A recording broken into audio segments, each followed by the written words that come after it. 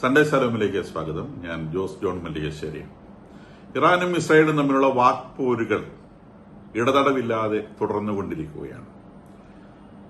ഇസ്രായേലിന്റെയും അമേരിക്കയുടെയും combined അറ്റാക്കിൽ തകർന്നുപോയ nuclear പ്ലാന്റുകളിൽ ഏതിലെങ്കിലും നിന്ന് കരുതി വെച്ചിട്ടുള്ള യുറേനിയത്തിന്റെ സ്റ്റോക്ക് പൈൽ റിക്കവർ ചെയ്യാൻ ഇറാൻ ശ്രമിച്ചാൽ ഇറാനെ നിശ്ചയമായും ആക്രമിക്കും എന്നാണ് ഇന്നലെ ഇസ്രായേൽ പ്രഖ്യാപിച്ചത്.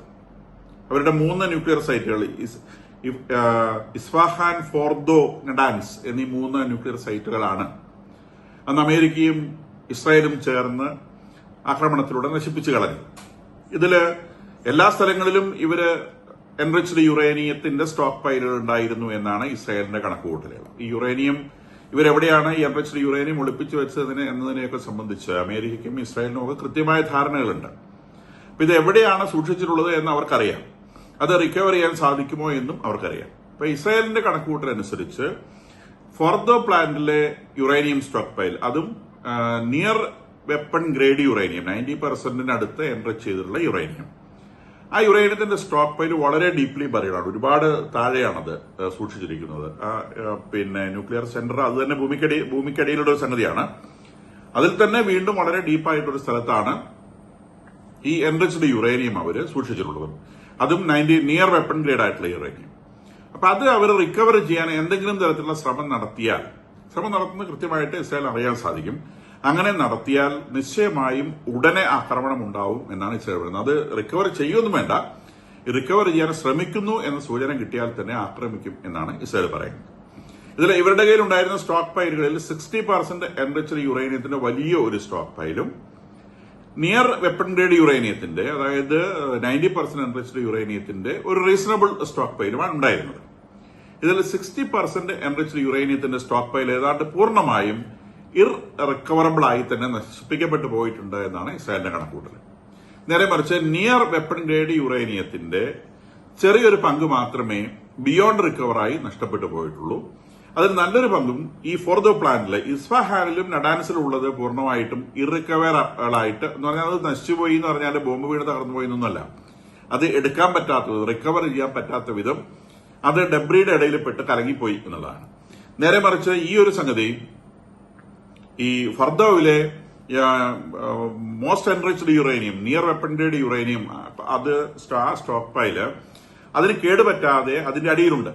പക്ഷെ ആ ന്യൂക്ലിയർ സെന്റർ തകർന്നു പോയതുകൊണ്ട് അതിന്റെ ആ സ്ഥലത്തേക്ക് എത്തുക എന്നുള്ളത് ഏകദേശം ദുസ്സാധ്യമായൊരു സംഗതിയാണ്. അസാധ്യമല്ല, ദുസ്സാധ്യമാണ്.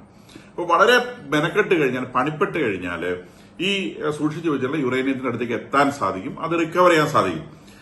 സാധാരണ ഒരു സാധനം പോയി എടുത്തുകൊണ്ട് വരുന്ന പോലെ അല്ല എൻറിച്ച്ഡ് യുറേനിയം എടുത്തുകൊണ്ട് വരുന്നത്. ഹൈ റേഡിയേഷൻ ഉള്ള സാധനമാണ്. അത് റിക്കവർ ചെയ്യുക എന്ന് പറയുന്നത് നിങ്ങൾക്ക് ഇത് എടുക്കാൻ പറ്റുന്ന ഒരു സ്ഥലത്താണ് ഇരിക്കുന്നതെങ്കിൽ പോലും അത് റിക്കവർ ചെയ്യുക എന്ന് പറയുന്നത് ഡിഫിക്കൽട്ട് ആയിട്ടുള്ള സംഗതിയാണ്.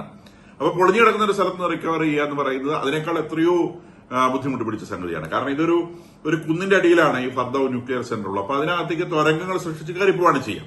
അപ്പൊ ഞാൻ കഴിഞ്ഞ നേരത്തെ ഉള്ള ഒരു വീഡിയോയിൽ അത് എക്സ്പ്ലെയിൻ ചെയ്തിരുന്നു. ഒരു 4-5 കിലോമീറ്റർ തുരങ്കത്തിലൂടെ ട്രാവൽ ചെയ്താലാണ് ഈ കുന്നിന്റെ അടിയിലെത്തുക. അപ്പൊ ആ കുന്നിന്റെ അടിയിലാണ് ഈ സെന്റർ ഉള്ളത്. അതിന്റെ അടിയിലാണ് ഡീപ്ലി ബറീഡ് ആയിട്ട് വെച്ചിട്ടുള്ളത്. ഇതിലെ കടക്കേണ്ട വഴികളും ഒക്കെ തകർക്കപ്പെട്ടിട്ടുണ്ട്. അപ്പൊ ഇത് പോയിട്ട് നേരെ എടുത്തുകൊണ്ട് വരാൻ പറ്റില്ല. അപ്പൊ ഇവർക്ക് വലിയ എഞ്ചിനീയറിംഗ് സന്നാഹങ്ങളോട് കൂടി മാത്രമേ ഈ പറഞ്ഞ സ്ഥലത്തേക്ക് വീണ്ടും തുരന്നെത്താൻ പറ്റൂ.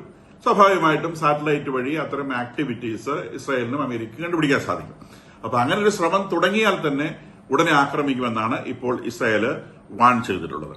അപ്പൊ അതിന് മറുപടിയായിട്ട് ഇദ്ദേഹം പെഷേസ്കിയാൻ ഇറാനിൽ നിന്ന് പലതരത്തിലുള്ള സംസാരങ്ങളാണ്, പലർക്കും പല ഭാഷയാണ് സംസാരിക്കുന്നത്.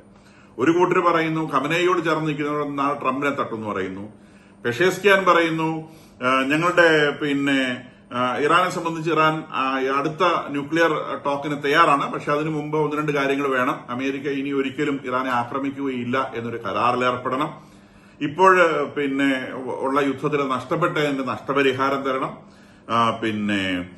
ഇങ്ങനെയുള്ള കുറെ കാര്യങ്ങൾ അവര് അവരുടെ ന്യൂക്ലിയർ പ്രോഗ്രാംസ് നഷ്ടപ്പെട്ടു പോയിട്ടില്ല, നശിപ്പിക്കപ്പെട്ടു പോയിട്ടില്ല, അത് കുറച്ച് വൈകിപ്പിക്കപ്പെട്ടിട്ട് മാത്രമേ ഉള്ളൂ എന്നും ഇന്നലെ പെഷേസ്കിയാൻ പ്രഖ്യാപിക്കുകയുണ്ടായി. അപ്പൊ ഇദ്ദേഹം പറയുന്നത്, അതായത് പെഷേസ്കിയാൻ പറയുന്നത് ന്യൂക്ലിയർ പ്രോഗ്രാംസ് നശിപ്പിക്കപ്പെട്ടു പോയിട്ടില്ല, പക്ഷെ അതിന് വലിയ കേടുപാടുകൾ പറ്റിയിട്ടുണ്ട്, കുറച്ചൊന്ന് ഡിലേ ചെയ്യിക്കാനേ കഴിഞ്ഞിട്ടുള്ളൂ എന്ന് അദ്ദേഹം പറയുന്നു. നേരെ മറിച്ച് ഇവരുടെ UN പ്രതിനിധി പറയുന്നത് അവർക്ക് ന്യൂക്ലിയർ പ്രോഗ്രാം ഇല്ല എന്നാണ്. അവര് വെപ്പണിന്റെ യുറേനിയത്തിലേക്ക് ശ്രമിച്ചിട്ടില്ല. അവരുടെ പീസ് പർപ്പസിനുള്ളതായിരുന്നു. അവർ നോൺ പ്രോളിഫറേഷൻ ട്രീറ്റിയിലെ മെമ്പേഴ്സാണ്. നോൺ പ്രോളിഫറേഷൻ ട്രീറ്റിയിലെ ഒരു തരത്തിലുള്ള കരാറുകൾ ഞങ്ങൾ വയലേറ്റ് ചെയ്തിട്ടില്ല എന്നാണ് ഇവരുടെ UN പ്രതിനിധി പറയുന്നത്. നേരെ മറിച്ച് അവരുടെ രാജ്യത്തിന്റെ പ്രധാനമന്ത്രി പറയുന്നത് അങ്ങനെയല്ല, പ്രസിഡന്റ് പറയുന്നത് അങ്ങനെയല്ല. അവരുടെ അടുത്ത് ന്യൂക്ലിയർ പ്രോഗ്രാം ഉണ്ട്. ഇപ്പോഴത്തെ ആക്രമണം കൊണ്ട് അത് കുറച്ച് വൈകിപ്പിക്കപ്പെട്ടിട്ടേ ഉള്ളൂ, നശിപ്പിക്കപ്പെട്ടു പോയിട്ടില്ല. അതാണ് അദ്ദേഹത്തിന്റെ സ്വരം. വേറൊരു കൂട്ടർ, ഗമനയുടെ കൂട്ടർ പറയുന്നത് ഞങ്ങൾക്കൊന്നും പറ്റിയിട്ടില്ല, ഞങ്ങളുടെ ന്യൂക്ലിയർ സെന്ററുകൾ ആരും തൊട്ടിട്ടില്ല, ഞങ്ങളുടെ യുറേനിയം ബോംബായിട്ട് രൂപപ്പെടാൻ ഇങ്ങനെ റെഡിയായിരിക്കുകയാണ് എന്ന് പറയുന്നു. അപ്പൊ ഇറാനിൽ നിന്ന് വരുന്ന ഭാഷ്യങ്ങൾക്ക് ഒരിക്കലും ഒരു കൺസിസ്റ്റൻസി ഇല്ല.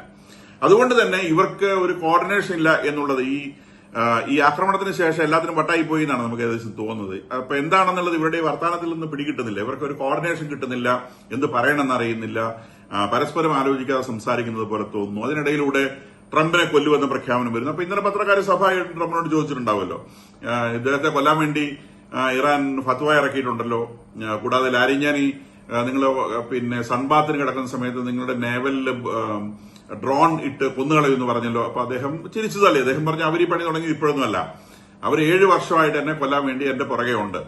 സൺബാത്തിനൊന്നും എനിക്ക് സമയം കിട്ടാറില്ല, സമയം കിട്ടുമ്പോൾ അവരെ അറിയിക്കാം, അവർക്ക് പറ്റുമെങ്കിൽ അവർ ചെയ്യട്ടെ എന്നൊരു രീതിയിലാണ് അദ്ദേഹം അതിനോട് പ്രതികരിച്ചത്. അദ്ദേഹം പറയുന്നത് 7 വർഷത്തിനിടയിലൂടെ ഇദ്ദേഹത്തെ കൊല്ലാൻ വേണ്ടി അയച്ച 10 ടീമുകളെയെങ്കിലും അമേരിക്കൻ സീക്രട്ട് സർവീസ് അറസ്റ്റ് ചെയ്തിട്ടുണ്ട് എന്നാണ് പറയുന്നത്. ഒരെണ്ണം ഒരു സീരിയസ് അറ്റംപ്റ്റ് അദ്ദേഹത്തിന്റെ ഇലക്ഷൻ പ്രചരണ സമയത്ത് അദ്ദേഹത്തിന്റെ ചെവിയിലൂടെ ഒരു വെടിയുണ്ട കടന്നുപോയ കാര്യം നമുക്ക് എല്ലാവർക്കും അറിയുന്നതാണ്. അതും ഇറാൻ അദ്ദേഹത്തിന്റെ നേരെ നടത്തിയ കൊലപാതക ശ്രമമായിരുന്നു. അപ്പൊ ഇവരുടെ ഈ പുതിയ ഈ മൊലാക്ക പറഞ്ഞ ഫത്വായോ അല്ലെങ്കിൽ ഇന്നലെ ലാരിഞ്ചാരി പറഞ്ഞ ഇദ്ദേഹത്തെ തട്ടിക്കളയുമെന്ന് പറഞ്ഞ അവരുടെ മഹത്തായ സ്വപ്നമോ ഇതൊന്നും പുതിയ കാര്യങ്ങളല്ല. ഇതൊക്കെ കുറെ വർഷങ്ങളായിട്ടുള്ളതാണ്. കൂടാതെ ഇറാൻ ഇന്റർനാഷണൽ എന്ന് പറയുന്ന ഒരു വെബ്സൈറ്റ് ഉണ്ട്. ആ വെബ്സൈറ്റിലെ ഒരു ലിങ്കാണ് ബ്ലഡ് പാക്ട് എന്ന് പറയുന്നത്. ആ ബ്ലഡ് പാക്ട് എന്ന് പറയുന്ന ആ ലിങ്കിലേക്ക് ധാരാളം പണം എത്തിക്കൊണ്ടിരിക്കുകയാണ്. അത് ഖമനേയ്ക്കെതിരായി പ്രസ്താവന ഇറക്കുന്ന ആളുകളെ കൊല്ലാൻ വേണ്ടിയുള്ള ഫണ്ടിംഗ് ആണ്. അപ്പൊ ഇത് ഈ ട്രംപിനെ തട്ടും എന്ന് പറഞ്ഞതിന് ശേഷം അതിലേക്കുള്ള പണത്തിന്റെ ഒഴുക്ക് ലോകത്തിന്റെ എല്ലാ ഭാഗത്തും ആ ഒരു പർട്ടിക്കുലർ ഈ ബ്ലഡ് പാക്ട് എന്ന് പറയുന്ന ഈ ഫണ്ടിലേക്ക് വെബ്സൈറ്റ് വഴി പണം ഒഴുകി എത്തുകയാണ്. അത് ട്രംപിനെ കൊല്ലാൻ വേണ്ടിയുള്ള ഫണ്ടാണ് എന്നാണ് US പറയുന്നത്. ഓക്കെ, അവര് ഫണ്ട് സംഘടിപ്പിച്ച് അവർക്ക് പറ്റുന്നത് പോലെ അവർ ശ്രമിച്ചു നോക്കട്ടെ. അപ്പൊ ഇങ്ങനെയാണ് കാര്യങ്ങൾ മുന്നോട്ട് പോയിക്കൊണ്ടിരിക്കുന്നത്. ഈ ഇറാനും ഇസ്രായേലും തമ്മിലുള്ള പ്രശ്നം അവസാനിച്ചു എന്ന് ഒരു തരത്തിലും വിചാരിക്കാൻ നിവൃത്തിയില്ല. കാരണം ഇസ്രായേലിന്റെ സ്വഭാവം വെച്ച് ഏത് നിമിഷവും ഇറാനെ വീണ്ടും ആക്രമിച്ചേക്കാം എന്ന അവസ്ഥയിലാണ് ഇപ്പോഴും കാര്യങ്ങൾ നിൽക്കുന്നത്.